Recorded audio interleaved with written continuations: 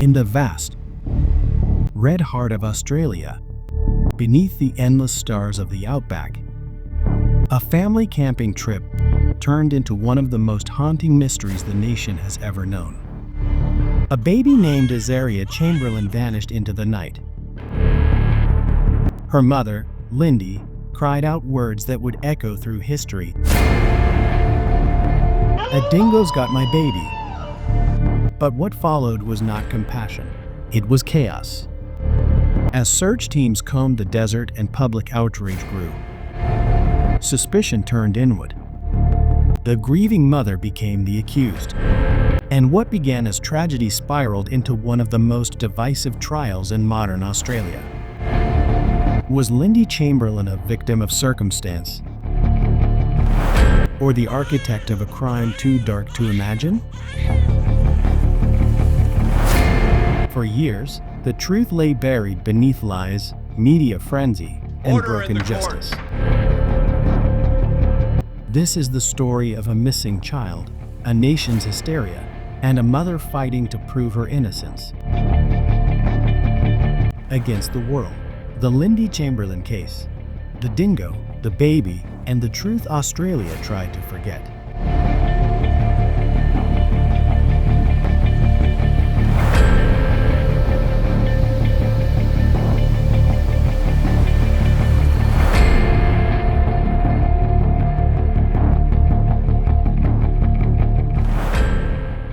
The Lindy Chamberlain Case. The Dingo Baby Case, Australia, 1980. The desert was breathing that night, slow, ancient, and restless. Wind moved over the red dunes of Uluru, stirring fine sand into ghostly veils that shimmered in the moonlight. It was the kind of night when sound carries for miles, when silence itself feels alive. Among the small cluster of tents at the public campsite sat a young family, the Chamberlains. Michael, the father, was a pastor with the Seventh-day Adventist Church. He had a scholarly air, mild, deliberate, introspective. His wife, Lindy, was quick and practical, her face often lit by an easy smile. They had 3 children, Aiden, Reagan, and their newest, Azaria Chamberlain Chamberlain, a baby girl of only 9 weeks. They had come to see the Great Rock of the Interior, a family trip before Michael returned to church duties in Mount Isa. The day had been warm, the evening cool. The stars came out like sparks above the desert. Around a small barbecue pit, campers laughed and traded stories. Children ran between tents, flashlights dancing over the dust. Lindy held Azaria close, wrapped in a soft blanket. The baby had been fed, changed, and placed to sleep beside her brother Aiden in the family tent. The night was calm. The air smelled faintly of wood smoke. Then, sometime around 8 p.m., came a sound no one would ever forget. A sharp cry. Brief, distant, swallowed by the wind. Lindy froze. Moments later, she rose from her seat, glancing toward the tent. She had seen movement, a shape slipping into the shadows. And then her voice tore through the stillness. "A dingo's got my baby." The words echoed off the red rock, bounced across the campground. Campers leapt to their feet, confused, startled, then running. Flashlights snapped on, beams cutting through darkness. When they reached the tent, the front flap was unfastened. Inside, the sleeping bag was blood-spotted. Azaria was gone. For hours, the desert came alive with movement. Men and women fanned out across the dunes, calling the baby's name into the cold night. They saw prints, paw marks, drag lines, the faint depressions of small feet. Someone thought they saw tufts of fur. Someone else swore they heard a growl carried on the wind. But no one found Azaria. At dawn, the first light crept across the sand. Rangers joined the search. The day passed. Hope faded. On August 24, 1980, a week after the baby's disappearance, a tourist discovered a small, blood-stained jumpsuit at the base of a rock ledge about 4 kilometers from the campsite. It was Azaria's. There were dingo tracks nearby. Police photographed the scene and collected the evidence. The jumpsuit had tears at the neck and shoulders, consistent with animal teeth marks. But there was no body, no matinee jacket, and no clear proof of what exactly had happened that night. The findings should have ended the tragedy, a wild animal attack in the outback. Instead, it became the beginning of one of the most divisive criminal cases in Australian history. At first, investigators accepted Lindy's account. Dingo sightings were common around Uluru. Rangers had long warned that they scavenged food from campsites. But as days passed, questions multiplied. Why had no one else seen the attack itself? Why was Lindy so composed when speaking to reporters? The media began to twist her calm into suspicion. Too calm, they said. Unmotherly. Headlines called her cold, unfeeling, strange. To the public, already uneasy with her church's unfamiliar beliefs, she became an enigma. The Chamberlains were Seventh-day Adventists, a faith many Australians then misunderstood. Some tabloids implied it was a secretive sect. Others repeated bizarre rumors that the name Azaria meant sacrifice in the wilderness. It didn't. It means helped by God. The story spread like wildfire. In bars, in offices, on talk shows, people debated what kind of mother Lindy really was. Within weeks, the tragedy had become theater. When investigators examined the Chamberlain's yellow Tirana car, they reported finding what looked like traces of blood beneath the dashboard and on a seat. Tests claimed to show the presence of fetal hemoglobin, a type of blood found in infants. That single claim transformed the case. The police now theorized that Lindy had killed Azaria inside the car, hidden the body in a camera bag, and invented the Dingo story as a cover-up.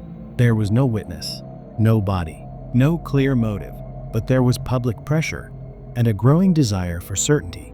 By the time the first inquest concluded in February 1981, the coroner, Dennis Burritt, did not believe Lindy was guilty. He stated clearly that a dingo had taken the child, yet the Northern Territory government appealed the ruling. A second inquest was ordered, and this time, the tone was very different. The second inquest ended with Lindy Chamberlain being charged with murder, and Michael as an accessory after the fact. In September 1982, the trial opened in Darwin. For months, the courtroom was filled with journalists, locals, and curious spectators. Television cameras waited outside. Newspapers across the country ran daily coverage. Inside, the prosecution outlined its chilling theory that Lindy had slipped away from the campfire, gone to the tent, silenced Aiden when he tried to follow, then carried Azaria to the car. There, she had allegedly cut the baby's throat, placed the body in a camera bag, and returned minutes later to pretend a dingo had struck. The prosecution offered no weapon, no confession, no physical proof beyond the disputed stains. Yet their story was vivid, and the jury listened. Lindy's demeanor, firm, factual, measured, was portrayed as unnatural. When she didn't cry, people called her heartless. When she smiled nervously, they said she was cold. She was also pregnant again, 7 months along, which became another point of cruel speculation. Some papers called her the most hated woman in Australia. On October 29, 1982, after weeks of testimony, the verdict came down. Guilty. Lindy Chamberlain was sentenced to life imprisonment with hard labor. Michael Chamberlain was convicted as an accessory, receiving a suspended sentence. The courtroom erupted. Some gasped, others cheered, and under the harsh glare of the press, Lindy, calm, pale, visibly pregnant, was led away in handcuffs. 2 months later, behind the walls of Birima Prison in Darwin, Lindy gave birth to her fourth child, Kalia. The baby was taken from her 5 days later and placed with foster parents. The years that followed were a blur of grief, appeals, and faith. Lindy kept diaries, wrote letters, and studied her case endlessly. Michael fought publicly for her release, but suffered under the strain. The couple's relationship frayed as the world's judgment weighed heavier each year.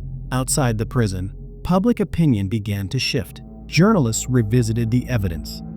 Scientists questioned the fetal blood tests. Experts discovered that what had been called blood was actually sound deadening compound, a common car sealant. Yet official inquiries stood firm. Appeals failed in 1983 and again in 1984. It seemed Lindy would never be freed. And then, In a twist no novelist could have written better, a tragic accident revealed the truth buried in the sand. February 1986. The desert was quiet again. The same wide silence that had swallowed Azaria's cry 6 years before. Uluru stood immovable, ancient, casting its long shadow across the ochre plains. Far from the prison walls of Darwin, a British tourist named David Brett had set off on a hike through the rocky terrain near the base of Uluru. He never returned. A search party was dispatched to find him. 2 days later, as rangers combed the landscape, they came across something unexpected: a small scrap of fabric, half buried in the sand near the mouth of a dingo den. It was pale, frayed, and torn. When one ranger brushed away the dirt, he realized what he was holding: a baby's matinee jacket. The same kind Lindy Chamberlain had insisted, for years, that her daughter had been wearing under the jumpsuit the night she disappeared. Police and prosecutors had always dismissed its existence. They had claimed Lindy invented it to support her story, that no such jacket had ever been seen by investigators. Now, there it was. Real. Tangible.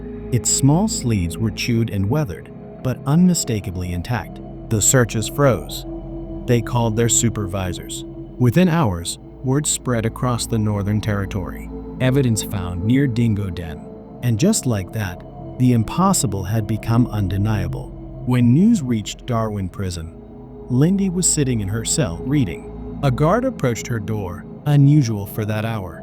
He handed her a slip of paper. On it was written, "A matinee jacket has been found." Lindy's hands trembled. After years of repeating the same truth, after being branded a liar, a murderer, a mother without mercy, the proof she had spoken of since the beginning had finally surfaced. 2 days later, the Northern Territory government announced Lindy's immediate release. After 3 years, 3 months, and 6 days behind bars, she walked out of Berrima prison on February 7, 1986, into the humid tropical air. The world's cameras were waiting. Michael Chamberlain was there too, his face drawn but proud. Lindy, wearing a pale dress and clutching her newborn daughter Kalia, now a toddler, stepped forward into the blinding flash of bulbs. No words could capture the moment. The woman who had been condemned by a nation was now free. But freedom did not mean peace. Not yet. The Northern Territory government appointed a royal commission of inquiry, led by Justice Trevor Morling, to re-examine the evidence that had convicted her. For months, experts reviewed every piece of forensic data, every photograph, every witness statement. What they found was devastating. The blood in the Chamberlain's car? Not blood, but sound-deadening sealant, sprayed during manufacture. The fibers said to show a cut throat, not consistent with any human injury, but entirely compatible with dingo tearing. The entire foundation of the prosecution's case, the scientific proof that had persuaded a jury, was shown to be fundamentally flawed. When the commission delivered its findings in 1987, the conclusion was clear. Lindy and Michael Chamberlain had been wrongfully convicted. The evidence as a whole, Justice Morling wrote, suggests that the child Azaria Chamberlain was taken by a dingo. It was the legal vindication Lindy had waited 6 years to hear. But no ruling could erase what had been done. Her marriage, her reputation, her peace, all were casualties of public hysteria. As the truth sank in, Australia began a painful reckoning. For years, the public had laughed, judged, and condemned, many refusing to believe a dingo could take a baby. Now, scientists, wildlife rangers, and forensic pathologists agreed it was not only possible but probable. Across the outback, incidents of dingo attacks on children had been quietly documented even before Azaria's death. But those records had been ignored, dismissed as folklore or exaggeration. The Chamberlain case forced a reappraisal. People began to ask hard questions. How had an entire country allowed rumor and prejudice to outweigh evidence? How had faith, media image, and demeanor become more persuasive than truth? The answers were uncomfortable. Lindy Chamberlain had been convicted not only by flawed science, but by societal bias. She was a young, religious woman whose grief didn't fit the mold. She didn't weep on cue. She didn't crumble before cameras. And for that, she was branded inhuman. In 1992, the Chamberlains were awarded $1.3 million in compensation from the Northern Territory government, a small sum for the years and damage lost. By then, Lindy and Michael's marriage had ended. They divorced in 1991. Lindy later remarried, rebuilding her life quietly in the years that followed. She wrote books, gave interviews, and remained calm even when strangers still quoted the words that had defined her. "A dingo's got my baby," often as a joke, never remembering its origin and tragedy. In time, Lindy became a voice for reform in forensic standards and for compassion toward those wrongfully accused. She spoke at universities and conferences, not with anger, but with a kind of hard-won grace. "You can't unlive those years," she once said. "You can only learn how to breathe again." More than 3 decades after that night at Uluru, the Chamberlain case was reopened one final time. New evidence, including decades of confirmed dingo attacks on humans, led the Northern Territory coroner, Elizabeth Morris, to revisit the cause of death. On June 12, 2012, she delivered her finding. Azaria Chamberlain died as the result of being attacked and taken by a dingo. Lindy Chamberlain stood silently in court, tears glistening in her eyes as the official record was corrected. For 32 years, she had carried the weight of suspicion, mockery, and grief. Now, at last, the truth was written in law. The dingo had taken her child, and the nation that once condemned her finally apologized. The story of Lindy and Azaria Chamberlain is no longer just a case. It's a mirror. It reflects what happens when fear, rumor, and bad science replace empathy and reason. In the end, the real tragedy extended beyond one family. It was about a system that failed to question itself, a society too quick to judge, and a media machine that devoured pain for headlines. The cry that once echoed across the desert, "A dingo's got my baby," became a phrase etched into pop culture, often stripped of its meaning. But for Lindy Chamberlain, that cry was never a joke. It was the sound of loss and the beginning of a long, lonely battle for truth. Years later, standing once again near Uluru, Lindy spoke softly to a reporter. Her eyes followed the fading horizon. "The desert doesn't forget," she said. "It holds everything, even the truth, if you wait long enough." The wind stirred, the red dust shimmered, and somewhere beneath that endless sky lay the memory of a tiny child, a sleeping baby whose fate changed a nation. In the stillness of the outback, a mother's cry became a nation's trial. Lindy Chamberlain's story is not only one of justice lost and found, it is a warning of how easily truth can be buried beneath fear. If this story moved you, don't forget to like, share, and subscribe to True Crime Spectrum, where we uncover the real crimes that shaped history. Because behind every headline, there's a human story. And behind every verdict, a truth still waiting to be found.